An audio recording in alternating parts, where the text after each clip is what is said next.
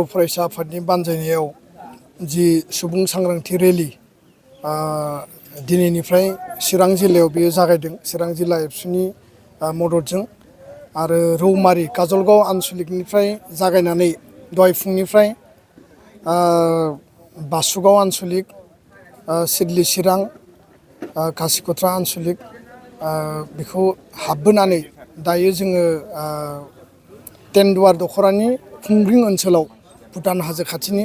साखाथियाव जों दंफैयो आरो बेयाव रायजो राजाफोरजों जोङो मोनसे मेल बेयाव दङमोन। जोंनि जि थांखि सुबुं सांग्रांथि जि रेलि हा हुखौ लानानै सोलोंथाइखौ लानानै आरो समाज बेरेखा जिखिनि हाबाफारिफोर दङ बेखौ माहारिनिफ्राय गैया खालामनाय लोगोसेनो जेलाव थानाय NDB बिथांमोनखौ जेलनिफ्राय दिहुननानै लाबोनाय बिनि मोनसे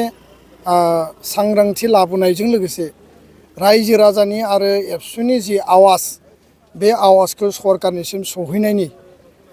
जि मोनसे थांखि आरो बे थांखिनि गेजेरजों 2 दानसिम दिनैनिफ्राय जागायनानै 2 मास बे बाइक रेलिया बा बे सुबुं सांग्रांथि रेलिया गासै आसाम नाङै BTR ओनसोलावनो जा बर' कसारि काउन्सिल ओनसोलावनो जा आसाम नाङै बियो बर' गामि गामि जागोन। आरो आं गोसो गोथौयै फोथायो जे बे हाबाफारियाव गासै रायजो राजाफ्रा बाहागो लागोन। खारन जोंनि हा हुआ दिनै नुनायाव थिगैनो दङबा नुयो, खिन्थु सिङाव जों नायोब्ला दिनै आसामाव बसुन्धरा आसनि जादों हा हुनि खामानि।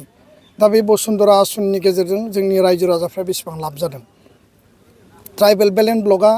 दिनै जोंनि रैखा कबच होननानै जोङो फोथायो, खिन्थु बे बेलेन्स ब्लकआ बेसेबां सेकिउर्ड, बियो बेसेबां रैखाथि गोनां, बे मोनसे कुइसनेबल। खारन बेयाव इलिगेल माइग्रेन्टआ एनक्रच खालामबाय आरो 4 लाख बिगा इलिगेल एनक्रचारफोरा 4 लाख बिगा हाखौ एनक्रच खालामनानै दोनदों आरो गुवाहाटि हाइकर्टआ प्रदुत बरानि बिथांनि PIL पिटिसननि गेजेरजों बे बाथ्राखौ होदों। दा बेखायनो बेनि एभिक्सननि थाखायबो सरकारा खामानि मावनांगोन। फारसेथिंजाय जोंनि रायजो राजानियाव दाबो हा हुनि डकुमेन्ट्सआ नांगौ बायदि गैया। फारसेथिं फरेस्ट ओनसोलाव रायजो जानाय बर' बा ट्राइबेलफोरनि हा हुनि अधिकारखौ 2006 होनना बुङोब्ला दिनैनिफ्राय प्राय जोङो माने जुदि नायोब्ला बियो अलमस्ट माने 18 बोसोरनि सिगां बे आयेना पास जादों। खिन्थु दिनैसिमबो बे आयेन बायदियै फरेस्ट ओनसोलाव थानाय बर' ट्राइबेलफोरा बा जोंनि BTRआवनो माखासे मानसिफ्रा दिनै हा मोननो गोनां दंबावो। खुंग्रिं ओनसोलाव आङो दिनै रायजो राजाफोरनिफ्राय हियारिं लाबाय, बिथांमोनाबो हानि डकुमेन्ट्स बा फरेस्ट हा जि पट्टा मोननांगौ दङ बेखौ दिनैबो मोनजोबाखै। दा बेखायनो आङो BTR काउन्सिलखौ खावलायगोन, सनितपुर बिस्वनाथआव दिनै हा मोननांगौ दङ। जों आसाम सरकारखौ दाबि दैखांदों, खावलायदों, बे हा हुनि जेंनाया जोबनांगोन। जोंनि सोलोंथाइखौ जोङो थिग खालामनांगोन। साफ्रोमबो फरायसायानो गुन गोनां सोलोंथाइ, गोग्गो सोलोंथाइ मोननांगोन। मोजां भबिसत सुबुं सम्पद दानांगोन, होमबासो बर' हारिया जौगागोन। आरो एबसुआ बिनि थाखाय मोनसे मिशन लानानै खामानि मावदों। 3 नम्बराव ड्राग्सनि जि माने बाहायनाय सेंग्रा सिख्लाफोरनि गेजेराव दिनै बारा जादों। इन्जेक्सनजों जानानै ड्राग्स लानाय बे जोंनि गेजेराव बिराद बारा जादों। मोनसे साइलेन्ट किलार आरो बेखौ जों बन्द' खालामनांगोन। दिनै जौ जुवानि बाथ्रा, दिनै दायना दायनिनि बाथ्रा, उन्दै बैसोआव हाबा जानाय, मानसि लांखारनाय समाजाव साइलेन्टलि मोनसे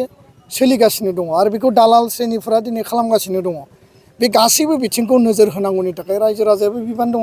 गारजेनाबो बिबान दङ। आरो बे बाथ्राखौनो एबसुआ रायजो राजाजों मत बिनिमय खालामफैदों, रायजोनो खिन्थानो फैदों। रायजो राजायाबो जोंखौ मदद होगोन आरो जोंनिफ्राय रायजो राजानि फारसे मदद थागोन। आरो बे सांग्रांथि लाबोनायनि गेजेरजों बै दालालफोरा जि खामानिखौ मावबाय थादों बेनि चेन सिस्टेमा जगोन होननानै आङो सानो। आरो बिनि सायाव जोङो स्ट्रंलि खुनु कमप्रमाइस गैयाबासे बेखौ बन्द' खालामनायनि थाखाय जोङो खामानि मावगोन। 4थि बाथ्राया जाहैबाय जेलाव एकर्ड बायदियै जि जोंनि सुक्ति बायदियै गोजोन गोरोबथा बायदियै जिखिनि जेलाव दङमोन बिथांमोना जेलनिफ्राय गनांगौ। आरो बे गनांगौनि थाखाय सरकारजों जों सावरायदों, सरकारखौ जों दाबि होदों, नाथाय बिथांमोना दिनैबो गवाखै। मानगोनां रन्जन दैमारि बिथांखौ सेकेन्ड टाइम भार्डिक्ट होबाय आरो बिथांनि माखासे लोगोफोरखौबो भार्डिक्ट होबाय। बिनि थाखाय एबसु सरकार एकर्ड सिगनेटरि NDB गासैजों ज' रायलायदों। बेखौ जोङो बबे लेभेलसिम लांनो हायो गोजौ बिजिरसालिसिम बेखौ लांनो थाखाय जोङो माने खामानि मावनायखौ जों आराम्भ' खालामबाय नाथाय गोबां दाबो एनडिबिफ्रा सेन्ट्रेल जेलाव दङ आरो बिथांमोनखौ जोङो न'आव लाबोनांगोन गोजोन गोरोबथानि मिनिङानो जाबाय बयबो गावबा गावनि न'आव फैनो मोननांगौ सामाजिक जिबन जापन खालामनो मोननांगौ माहारिनि सासे सुबुं धोन हिसाबै समाज आरो हारि दानायाव बिथांमोना बाहागो लानो मोननांगौ गेरेमसा हारि बर' माहारि दानायाव बिथांमोनाबो साफा साफा माने मावथि हिसाबै बाहागो लानो मोननांगौ नाथाय बे खामानिया जाफुङाखै आरो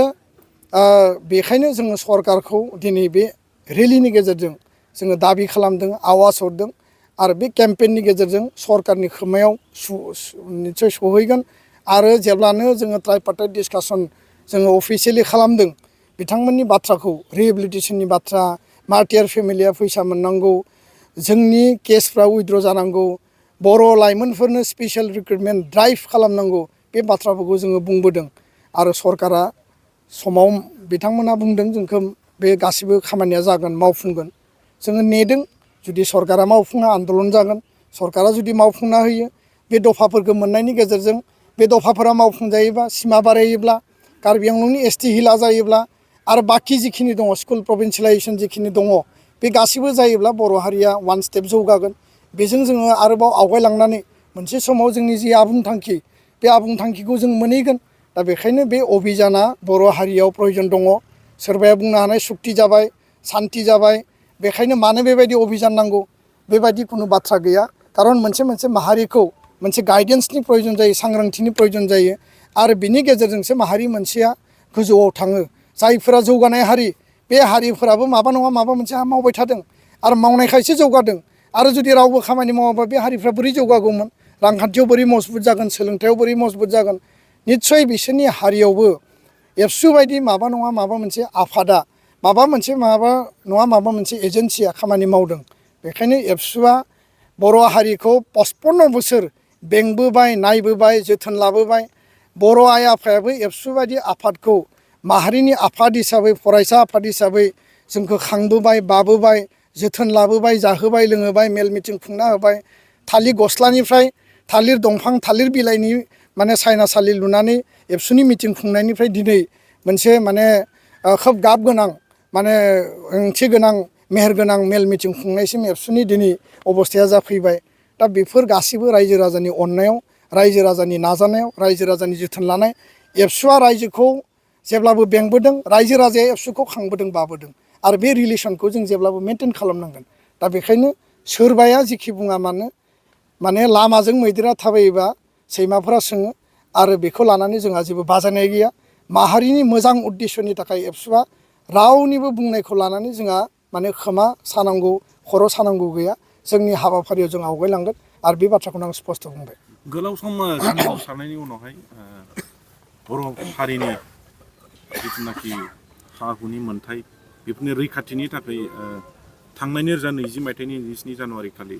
बिथा रेकर्ड जालांबाय खिन्थु बे जाखांनायनि उनावबो फिन दिनैहाय बेफोरबायदि हाबाफारिखौ लानो गोनां जादों बेयाव मोननै बाथ्रा दङ मोनसेया जाबाय सरकारा मावनांगौ बिथिं हा हुखौ रैखाना नांगौ बेलेन ब्लकनि हाखौ एभिकसन खालामनांगौ जेराव बे दखल दङ आरो मोनसेया जाबाय रायजो राजाफ्राबो मावनांगौ बिथिं रायजो राजाफ्रा सांग्रां जानांगोन हाखौ रैखाथि होनांगोन जोंनि हाखौ दिनै माने गोबां ओनसोलाव दङ जे माने